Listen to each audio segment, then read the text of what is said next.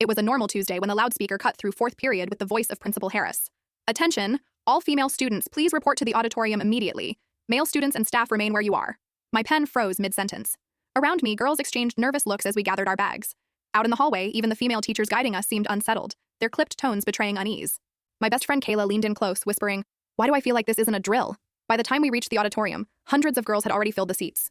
Female police officers lined the walls. Near the stage, the school nurse stood beside a long table covered in envelopes and sterile swabs. When Principal Harris stepped up to the microphone, two women in plain suits flanked her. Her voice wavered as she spoke. "I'm sorry to pull you from class like this. Last night, information came to our attention that can't wait." She gestured to the women. "These are Detectives Lewis and Park from the Cybercrimes Unit." The room went deathly quiet.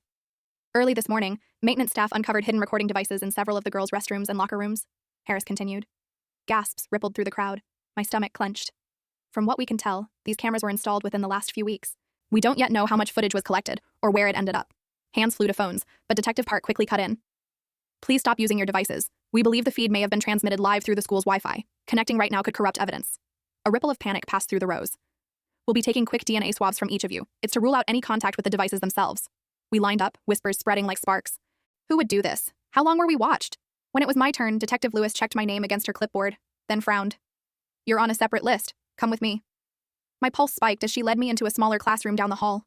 About 20 other girls sat inside, pale and silent. Detective Park closed the door gently before speaking.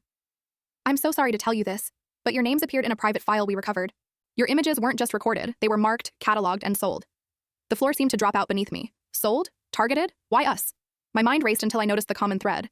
Every girl in the room had been at those bonfire parties hosted this summer by Tyler, the student government president. Hours later, Principal Harris returned to the mic in the auditorium, her face drawn and aged. "The investigation has identified individuals responsible for placing the devices." She gripped the podium with white knuckles.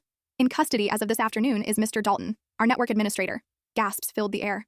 She hesitated, her voice cracking. "And Tyler Harris, senior class president, and my son." The room erupted into chaos. Tyler Harris, the golden boy who planned rallies, who had access to every hallway key, who threw those infamous bonfires. The boy I had trusted,